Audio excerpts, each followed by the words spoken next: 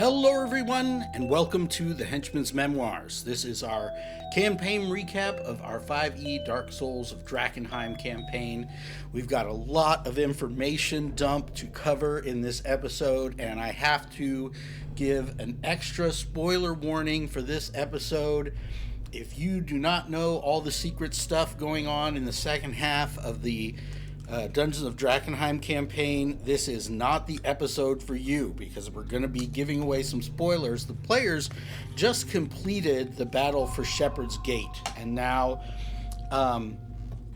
they've sort of solidified their alliance with the Hooded Lanterns and with the Knights of the Silver Order, and now they're sort of, having completed that, they're moving on to a new phase of the campaign.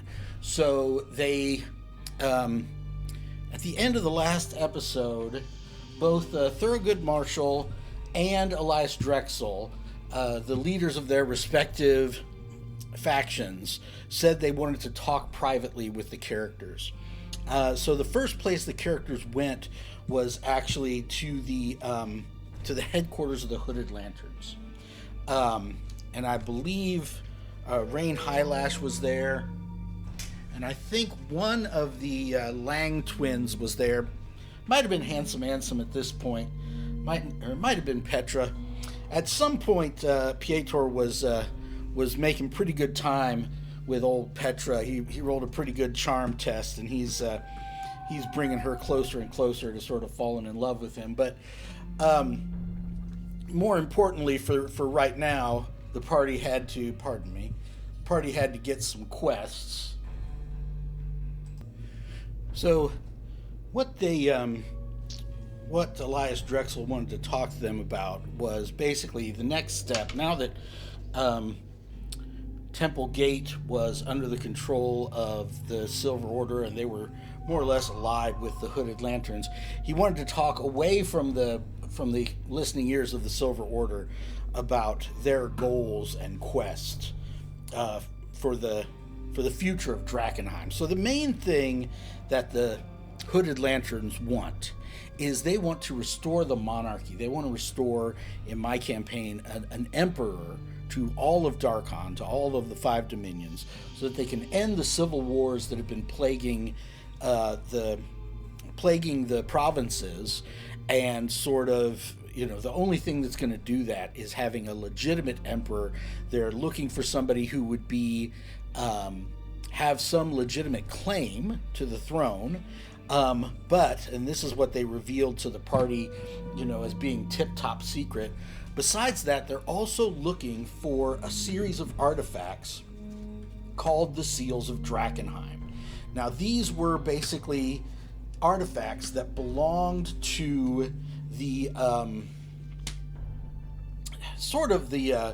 like the president has his cabinet, basically these people were sort of like that for the emperor before the comet struck.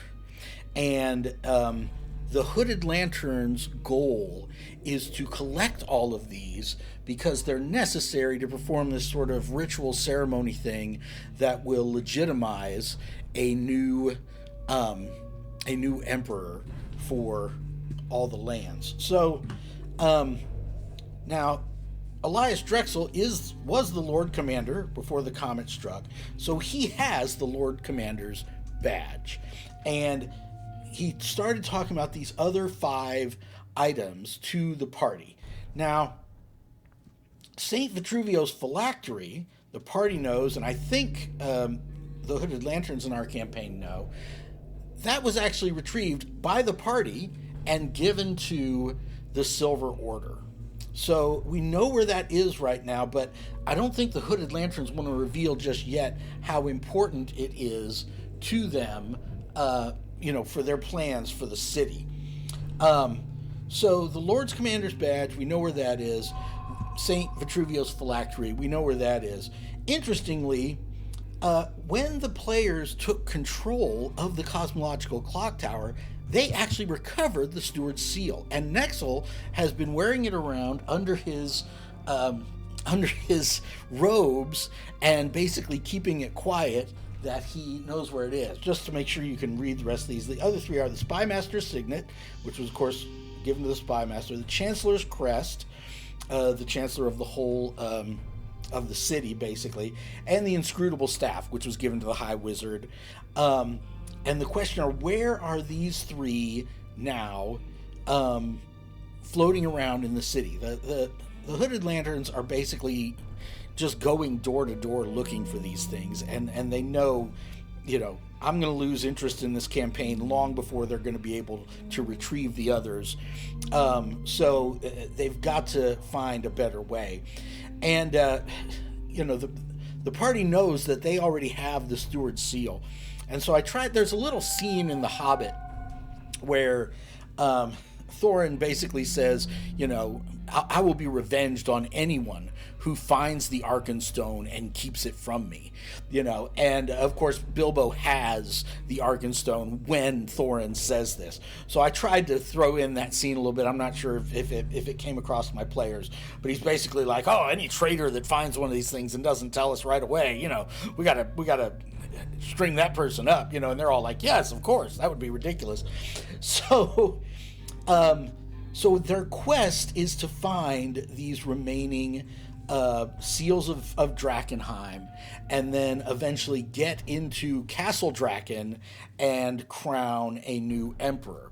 And so the problem is that you can't use divination magic on anything that's in the haze. We're assuming these are in the city because they've tried divination magic outside the city and it hasn't given them any results. And they know, and Nexel found out the hard way, if you will, that if you try to use divination magic inside the city, it can backfire and you suffer this backlash and everything. But the Hooded Lanterns have heard some rumors that there are some people who are able to use divination magic and pierce through the haze. So the question is, who can cast divination through the haze? Don't judge me. My printer started to run out of color ink. So two people that the Hooded Lanterns have heard about, they're two malfeasant wizards, right? One is this guy called the Pale Man that is supposedly out at the Kleinberg estate. And there's another one, I lost her card, they're calling the Iron Banshee, who the party actually already ran into. And she's kind of like the Iron Man of the haze. And actually Atticus is very interested in finding out more about her armor and everything that she knows. But these are two malfeasant wizards that are living in the inner city and know more about the haze and delirium than anybody else. So it's possible that one of them knows something about how to pierce the haze. But the other person obviously in view is Lucretia Matthews, right? So she's the head of the Followers of the Fallen Fire. She's this religious zealot that's part of this splinter group off of the Church of Ezra. And it's a known fact that she has visions and stuff that of things happening in the haze, that she has these prophetic powers. And obviously she and all of her followers are immune to delirium and everything else. She's got all these special exceptions about her. But of course, she's the head of her own faction, and it's not exactly a faction that is allied with the Hooded Lanterns, right? They don't have the same things in view, but the Hooded Lanterns are obviously interested in her specifically because she seems to have this ability to cast divinations through the haze. But then there's a wild card in this whole plan to collect all of these seals and eventually instate the new emperor. And that is Lady Zorro, the Queen of Thieves, the head of the Queen's Men faction. Okay? So Elias has recently got intelligence that the Queen's Men are actually searching the city for the seals also, right? And they have no idea what the Queen's Men end game might be, why they would be searching for the seals. Are they planning to hold them for ransom? Are they the seals have magical powers. Maybe they're going to try to use the individual seals for something. But Elias Drexel is aware there's a race going on between the Queen's Men and Lady Zorro and the Hooded Lanterns to try to collect all the seals first. So he tells the players, these are sort of our priorities right now. Find a way to pierce the haze so we can find out where these items are. Find out what the Queen's Men know about them, possibly follow their patrols. Maybe they know where some of them are. We could follow or intercept some of their patrols. Find out what they know, find a way to pierce the haze, start collecting these items so that we can push toward our end game of crowning a new emperor and ending the civil wars that are ravaging the land. So after they'd gotten all that information, they're kind of like, you can count on us. We're gonna find out what's going on. We're gonna follow up these leads, find a way to use divination spells in the haze, something like that. But right now, we need to head down to Camp Dawn because they're the ones who have the spells that can get all this contamination off of our druid. Our druid is pretty contaminated right now, and we need to look into a way to help him out. So they leave there and they head down to Camp Dawn, where Thurgood Marshall and High Flamekeeper Ophelia Reed are, and hopefully they can fix our druid so that we can go on more adventures. Plus, Thurgood Marshall had said that he wanted to talk to the players alone, so he gets the players alone, right? And is telling them that I believe, I'm trying to remember exactly the order of events, but basically he took Nexel aside and was talking to Nexel about tippy top secret stuff. And again, this is major spoilers. Don't go any further if you don't already know the whole, or if you don't want to hear the outline of the second half of the campaign. Let's put it that way. So the end game. So he was asking about Argonath, right? Who is the silver dragon that was ridden by Saint Vitruvio way back in the Dragon Wars, and the Chroma Conclave when they attacked Drakkenheim, attacked the Empire, and Thurgood Marshall takes him aside and says, "Look, here's the thing. Our end game is there's this prophecy that Argonath would come back from the dead when the city was in its greatest need, right? And our plan is to actually resurrect him and basically use him to burn Drakkenheim to the ground, burn and destroy all of the corrupted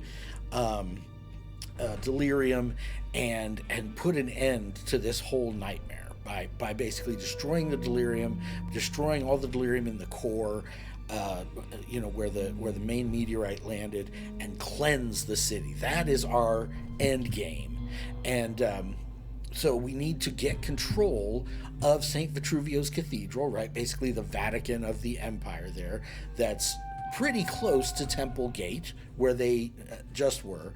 They want to get control of the Vatican because that's where Argonath's bones are. And they believe if they can get the right gem, they can cast this spell, they can bring him back and basically level the city. And that's their plan. And Nexel realizes now that these dreams that he's been receiving, these visions he's been receiving from Sylvia, this is his purpose. This is what all of these visions were about. The only way to save not only Drakkenheim, but basically the entire empire, is for them to get this silver dragon back from the dead and cleanse the city before this blight spreads any further. So I actually let Nexel get his quest reward. He got like a stat increase, or a feat, I think is what you get when you complete your personal quest. Now, obviously, he hasn't brought this dragon back from the dead, but his quest really was with these visions to figure out what they meant and what their significance was. So he had another vision of Sylvia that night. And Sylvia told him, here's what you need to do. You figured out what's happening, but here's what you need to do. You need to gather the relics of Saint Vitruvio. Okay? So Saint Vitruvio had these relics: his sword, his helm, his shield, his scepter, and his phylactery, which I told my party, as a Christian, it's very reminiscent of the full armor of God. You've got the different pieces of the full armor of God. But, so the phylactery of St. Vitruvio is one of the seals of Drakkenheim, but it's also one of the relics of St. Vitruvio. So that's kind of interesting. And Sylvia told him he needs to get all of these items. He needs to collect all of these. And she said, not the Silver Order, not the Hooded Lanterns. You need to get all of the relics of St. Vitruvio. And he's like, can you tell me why or what's going to happen? And, she kind of winks and the vision ends or whatever.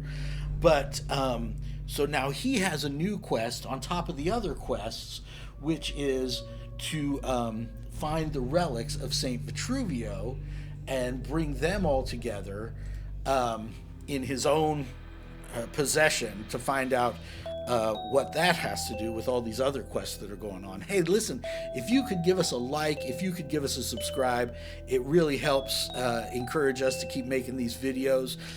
Join us back next time when you're going to find out what the party does with all these new quests.